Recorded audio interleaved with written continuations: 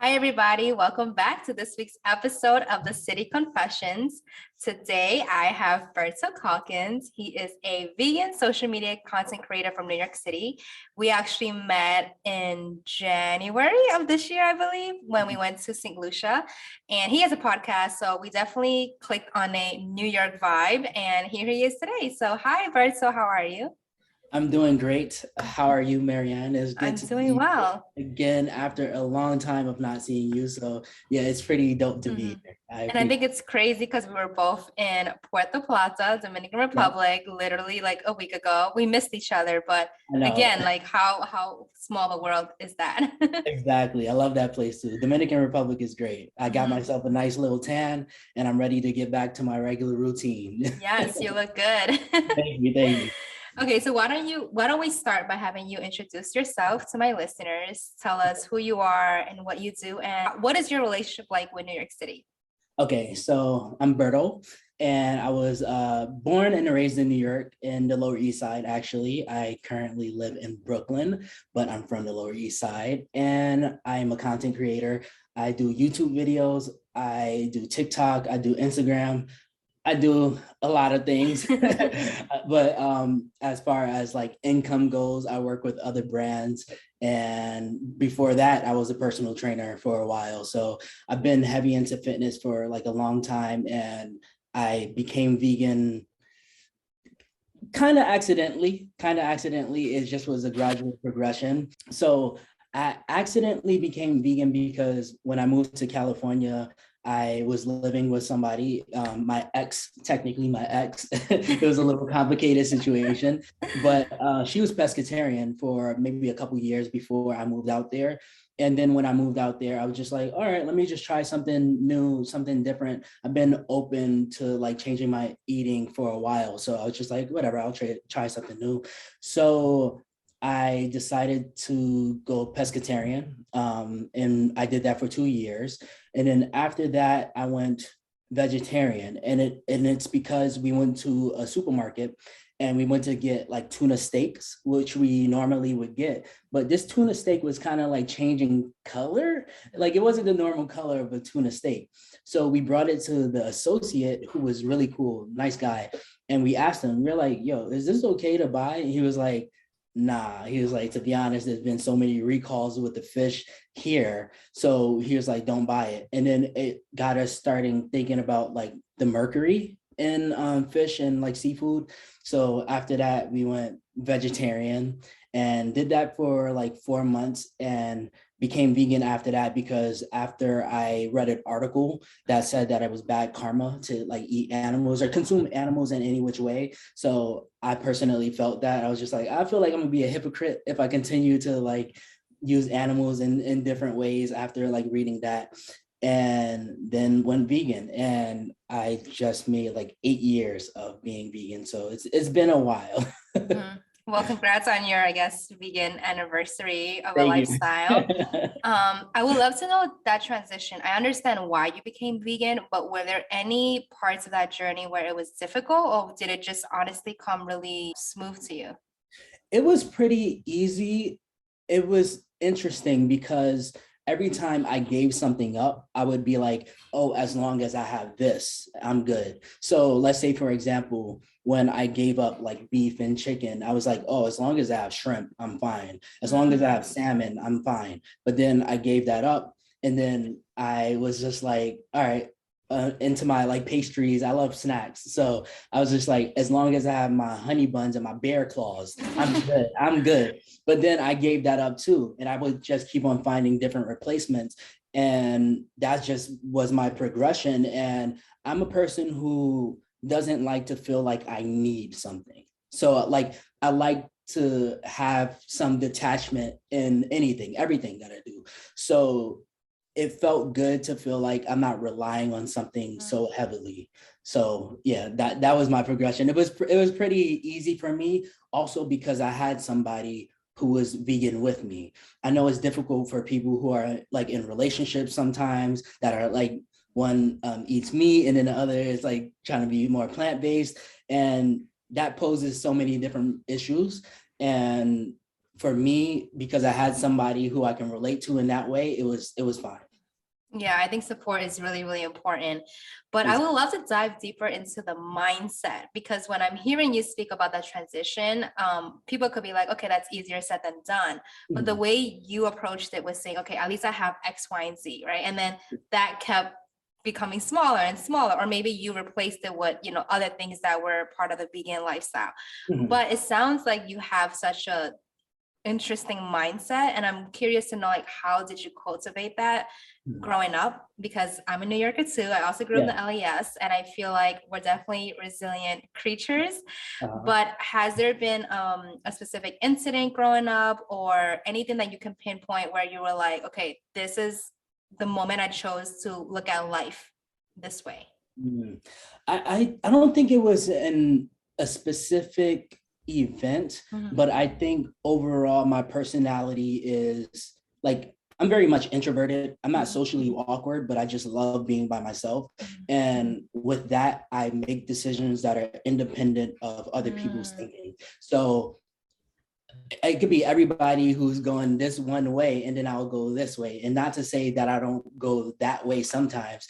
It's just that if I find something that is useful to me, then I'll just go with it and I don't think twice about it. Like I don't really care what other people are doing. I don't care about their opinions towards what I'm doing. I'm just like, I'm gonna do it regardless. Like either you're gonna like support me or you're not. And if you don't, then that's all good too. I don't like it's that detachment thing again. Yeah. I don't need that support. Like I'm always gonna be resilient and persevere in everything that I do. So it doesn't really matter. No, I love that. And I think, I don't know what your circle is like, but do you have a lot of friends that are vegan or both vegan and non-vegan?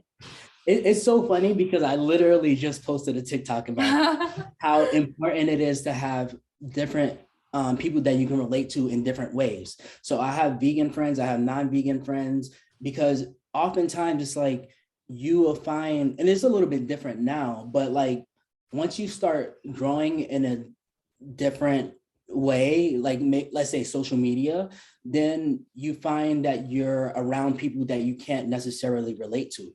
So and they're those people might be vegan, but you can't relate to them on a ground level. Like they can't relate to me growing up in a hood. Like Right. so I have other friends who are not vegan, but they have a similar background as me, like grew up in a hood, lower income community, on food stamps, all of that stuff. And I don't take it for granted. Like I don't want to get rid of my friends just because they're not vegan. You know, that makes no sense to me. Like people are gonna make their choices and that's their choice to make. And I made my choice and I understand, like I grew up eating everything. I grew up eating everything. So I made the decision to like be vegan after a while of Right. people like knowing me. So it's just like my growth isn't in a way that is like disregarding other people that have been in my life for a long time. It's not like that. So it's important for me to have different friends that I can relate to in different ways. I love that you said that, especially the part where you were saying that you're not really trying to impose your views on others. And that's something that I noticed right away from meeting you, Yeah. because I've also met other people who are, vegan or anything, in terms of, I guess, what is it called, like dietary Yeah. restrictions or just diets in general. And they do, like the people that I've experienced, Yeah. they're very passionate about it. And when that passion is expressed, it's more like, but you should see it my way, and kind of my way is the right way. Whereas Yeah. I know when I met you, I told you this too personally, that I really admire that you were like, this is why I'm vegan, right? I'm totally open to explaining my story, but there was no ounce of your story in trying to convince me or the others because you were the only vegan in our group. And I love that. So that's why I asked you what your friend group was like, because I'm curious to see, like, if you have a group dinner, Uh-huh. what is that process like? Are you guys choosing, are you guys looking at places that have vegan options prior to booking it, or do you just always know you'll find something on the menu? All right. So the interesting thing about my friends are that they're very supportive. Okay. and they're very curious as to what I'm doing. So it's oftentimes it's not us like trying to go to a place that like trying to accommodate for like vegan or not. It's them being interested in going to vegan places because of me. So we just go there and then I tell them like this is good, or we try something new, or if we go to somewhere that has vegan options, that's cool. It just kind of works out. It's never awkward. Like it's never ever awkward. Like my friend group, I would say the closest people to me are a couple vegan, a couple non-vegans, but they're like, and all of them, not all of them, but most of them don't live in New York City. So when we meet up, we're just, it becomes like more of an event. Right. It's not like we're going out all the time, you know, that type of stuff. I don't really go out like that anyway. I'm usually home. But that's just how it works out. And I find that just being an example says a lot. And this is how I was for a long time. And I did fall into like more like protesting and stuff like that for a brief time. I think it was maybe like 2 or 3 months. And I found that that wasn't for me because a lot of the people, and not all of the people, but a lot of the people, they were just kind of aggressive for no reason. And not passionate aggressive.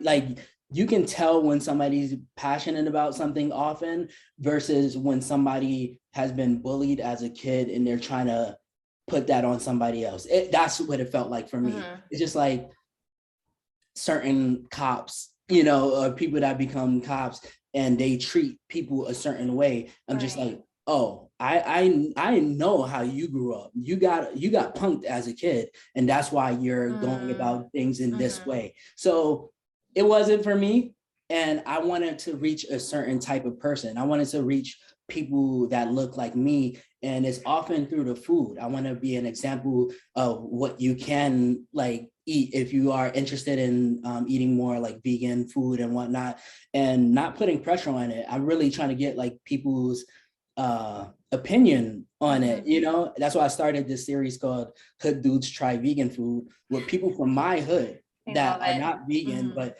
they're telling me certain things like, oh, Berto, did you hear about this vegan place that they're going to on their own, that they're not vegan? So you can see that things are like changing within their mind, and they're just like telling me about new spots. I'm like, nah, I didn't know about this. But it's just like, I like to keep it more community, especially with the people that I grew up with and I can relate to in a growing up aspect. Yeah. No, that's beautiful. And I think what it is really, it's just how we assign meaning to words. Like when we think of vegan, I think people have their own, you know, like judgments or observations or experiences on that word and how they apply that meaning. But if you strip that away, just like what you were saying, and if it's strictly about food, right? So if you like blindfold somebody and you have them say something, it could just be like, do you like this? Is this good? And their answer can be obviously yes or no, because as we know, taste and everything is subjective. And then once you say, okay, well, that was vegan. It's interesting to see how and if that changes their response to like their experience, right? So that's how I see it, because I'm not vegan, but I'm like your friends. I will try a vegan restaurant, and it's funny, I'll bring other friends and then they're like, okay, if you didn't tell me it was vegan, I wouldn't have known. So what does that have anything to really do with the experience, right? Like it's just, it's interesting. And I'm also curious, I know you travel a lot, and you showcase that through your YouTube channel. So what has been the biggest struggle and challenge when you're traveling and trying to also maintain a vegan lifestyle, especially if you're in cultures that there might be language barriers, and you know, in some cultures it could be offensive to not eat a certain food. So tell me about that. So with my travels, I mostly, like for my solo travels, I've been going to mostly Spanish speaking countries, and I've been studying Spanish for like the past year. So it's been something that has been fun for me. And oftentimes when I'm like traveling to these places, I'll go to like a hole in a wall place and I'll ask them in Spanish, and I'm like, does this have like any animal products? And it's never really awkward. Like people usually are accommodating, and they'll tell you what's in it and like what's not in it. And there's been some places where I'm just like, all right, there's nothing for me here, or whatever. I'll just find something else. But I don't stress about it too much. Like there's always like the basic stuff like rice and beans, and unless somebody's, putting like animal fat in it or like broth, or, and it's just communicate. And let's say, for example, when we went to St. Lucia too, that was an interesting thing too, because like they were very accommodating towards my lifestyle, and I think they have fun with it in the kitchen. They were excited that last day that we were there. They were excited to bring me the vegan meal that they put together. And I was just like, this is cool. Like, I love those experiences. And I understand how like culturally, like things are different in different places. So when I go to like a specific country and I see things that are not necessarily in alignment with my lifestyle, I don't have judgment towards it, because I'm just like, they do things differently there. And I think oftentimes people who come from like the United States, they have like a certain like outlook on that, because this is such a different experience for them, and they can be more passionate about, being vegan and whatnot. But I think reality is like, you just have to be open-minded to how other people are living, and not really judging for like, what are you gonna do? Like, what are you really gonna do? Are you gonna like try to implement change there? That's one thing. Like if you are thinking about opening a vegan restaurant in a place like that, that's one thing, versus you just attacking somebody for what they're doing culturally. In the United States, we have a lot of privilege when it comes to how we eat. We have so many different choices. We have different restaurants, different supermarkets. We have so many different options of how we're going to eat. So I understand that my eating is a little bit different than how it could be in other countries too. And where there is a will, there is a way, but in certain places, it can be a lot more difficult. This is so interesting. I love it. Okay, so I understand what you were saying about the challenges. So I guess what are, I don't want to say benefits, because I'm not trying to make this about like, people should go vegan or not, but let's talk about like benefits in terms of you showcasing your travels, your eating, your lifestyle, being a content creator. Like what has been, I guess, the biggest impact that you have seen personally in your brand and your values, sticking really, like strong by them, and just like your content creation, like journey, I guess, as a whole, incorporating the vegan lifestyle? Yeah, I think that one of the impacts from like traveling and showcasing vegan options, like I've gotten a lot of feedback from people like, oh, I'm putting this on the list or whatever. Or like when I go here, I was thinking about going here. This is so helpful, that type of stuff. But overall impact, like I've had a lot of people in my life while I was, creating content, like tell me, oh, you've been like such a key part in me changing my eating habits, whether that's them becoming vegan, eating more plant-based, or just being more conscious of the stuff that they're putting into their bodies. It's been very humbling in a way, because it's just like, I could never really imagine that in a way. Like when I first became vegan, I not too long after decided that I was gonna do my Instagram and then like, grow it, make it like more of like a business type thing. But it kind of, it still surprises me when people tell me how much my social media has like impacted them. But for me personally, I think traveling for me has been a great thing outside of the vegan lifestyle stuff, because I grew up not going anywhere. Like my mom's first time getting on a plane, she was 65 or 66 or something like that. And that was like some years ago. And my first time getting on a plane, I think I was like 19. And my first time actually getting out of the United States was last year. So it's been really it's been great for me to do that for myself. And of course, I share the content and a lot of people benefit from it. But despite it doing good or bad, I got personal satisfaction from going beyond my neighborhood, and it's been great. Mhm.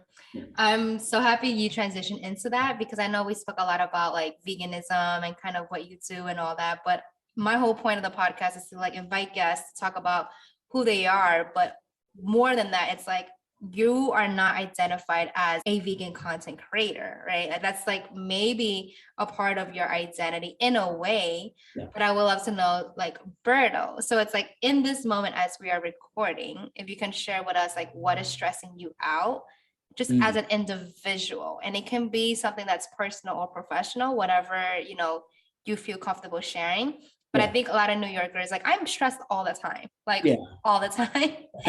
And most of the time I feel like it's all on me. Like it's just like when I actually sit down and I get everything out in the open or like put down what my tasks are, then I'm like, okay, it's not that bad.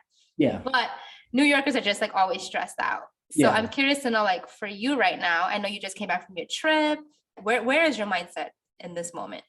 In this moment, I'm very optimistic about me creating content because as a content creator, like you go through the motions, like things do good, things do bad. Like I expected my travel stuff to do a lot better than it did before.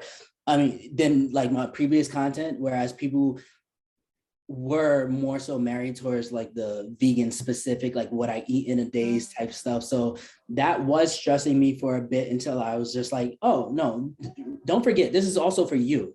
Like, it's not just the work that you're putting into growing your own platform. It is also something that you wanted to do personally for yourself. So that's been great for me. But as far as stresses in this moment, I don't think that there's too many stresses right now.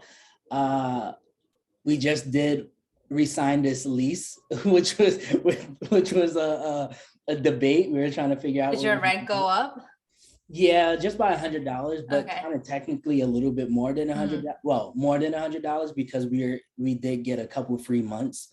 So, but not now. So now it's back to the regular. So it's just like, oh, but yeah, right now I'm in a good space. Like I'm more open to just like creating things that I love and doing cool things with cool people like this right here. Like honestly, thank you for asking me to be on the podcast too, because I've been asked to be on podcasts numerous times and I don't feel it. I always say no. I've been on a few in the past and I just don't feel it. But when you asked me, I was just like, nah, she's cool. Let's do this. So yeah, that's how I feel at the moment. Yeah. No, that makes me happy to hear too that like when I asked you the question, you didn't feel pressured to like make up something. And that I always say that, it like life ebbs and flows. And as I'm talking to you right now, like it seems like life is good. And that's good. We know that's not forever and that's not always permanent. But I love that you're like, you know what? Like I'm at a really good place in my life because I think it's okay to also be in a good place. Like it's okay to celebrate every phase in your life. So that's amazing. Let's talk about success because we never spoke about these topics before, but what does success look like to you or like feel like? Success for me feels like comfort.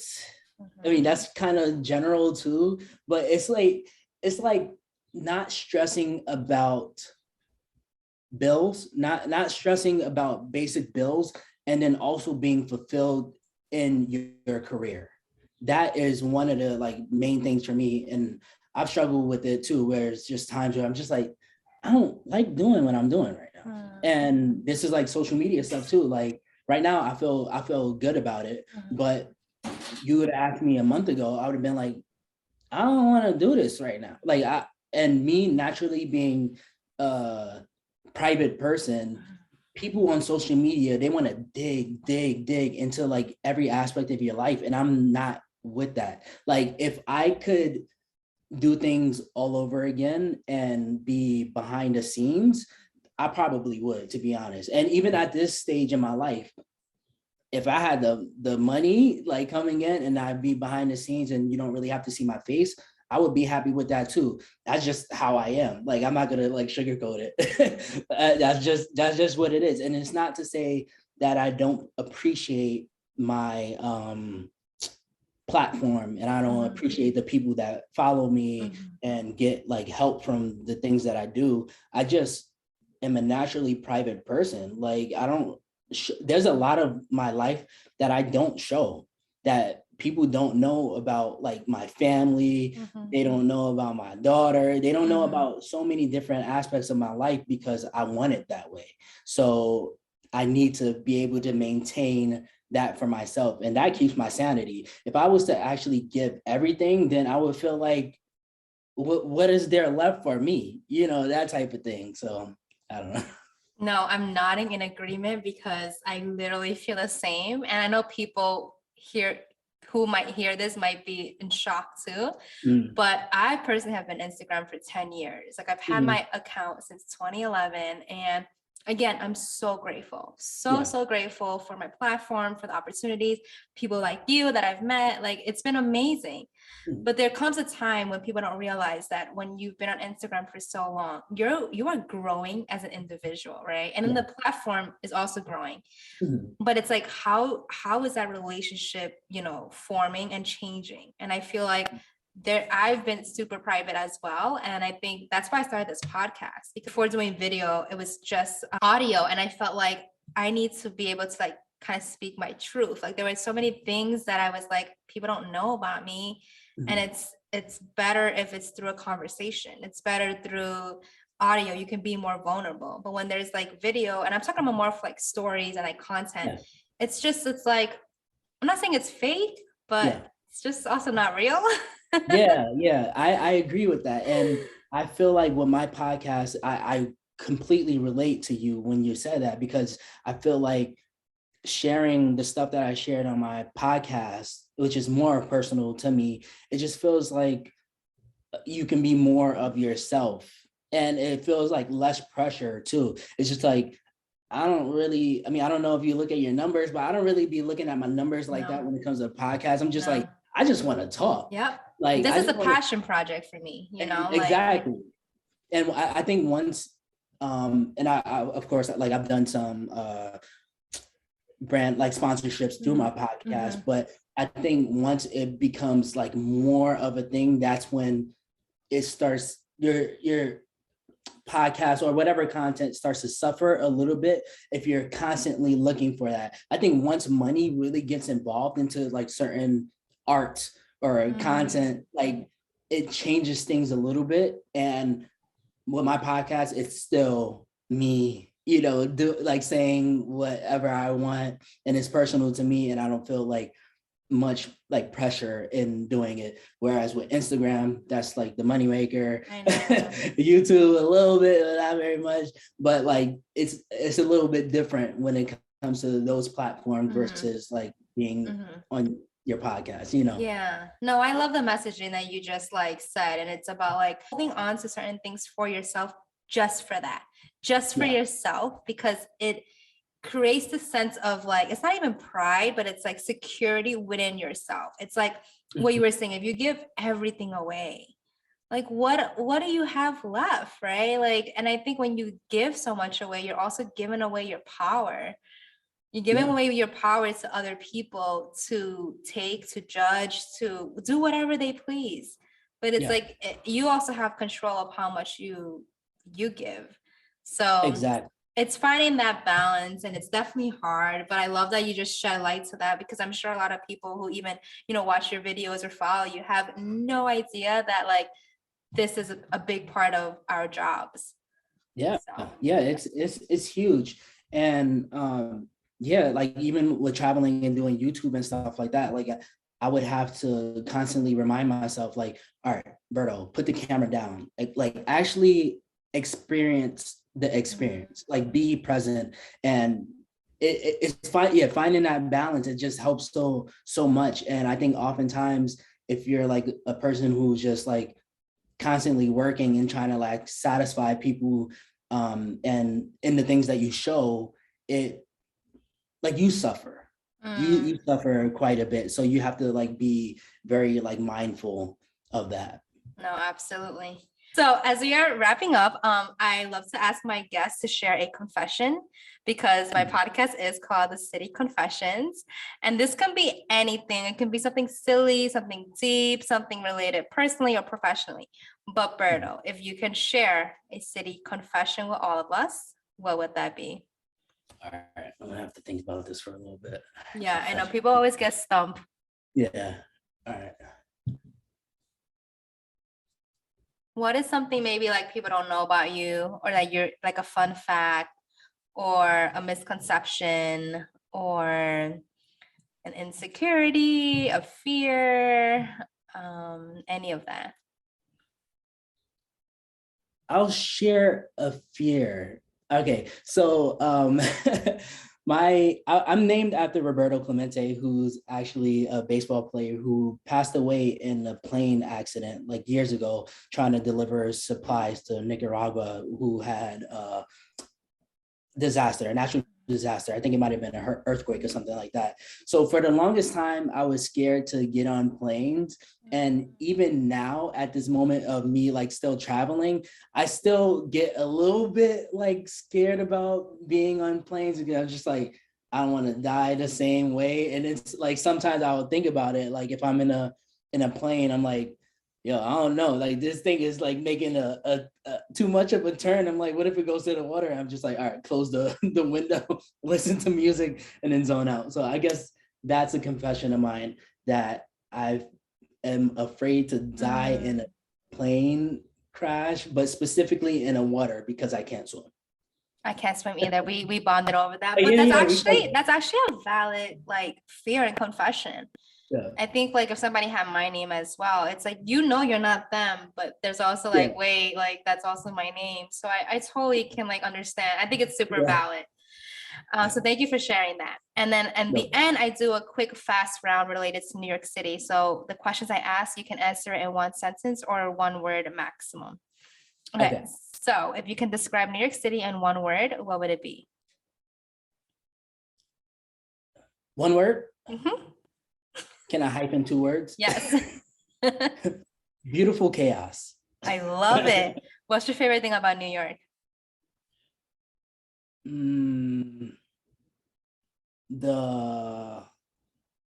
My favorite thing about New York is also one of the things I don't like about New York is the busyness of it.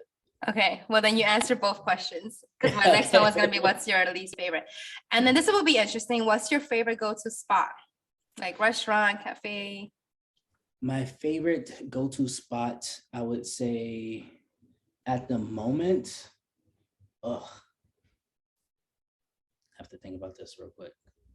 There's so many good places. Do you have like a usual spot that like you always go to, or? I would say, let's just say Ja Ja Ja. Let's say Ja Ja Ja. Yeah, that's a very convenient place for me to go to kind of often. So or order from. Right. And if you can thank New York City for one thing, what would it be? Thank you for giving me the grind to succeed. Yes. I love that. Well, thank you so much for being on my podcast. Now it is your chance to plug away. I'm going to have all of your information in the show notes and the description, but are you working on anything that you can tease or that you want to just like let the audience know? All right. So I am starting to do a lot more TikTok, and that might be like the priority right now, just posting away, not thinking too much about it. So TikTok and my podcast, I'm going to start posting more consistently again. I had a long run of doing it consistently, and then life happens, and then you don't as much. But those are, I would say, are the priorities right now. And then of course Instagram is always it's always running in the background. I keep on going with that. And my YouTube, I'm not doing as much travel YouTube, like long form travel YouTube videos as much, but I'm starting to do more like shorts there. So you can find that there. But anything new, I don't think so. Not at the moment. Okay, well, as a content creator, you always have things coming up. So I will leave all of your information there. And we have 1 minute left. So I'm so happy we wrapped up. But thank you again, Berto. It was so lovely speaking with you. And for everybody watching and listening, thank you. I hope you guys enjoyed this episode. Feel free to give Berto a follow and check out his content. And I will see you all next week. All right, bye.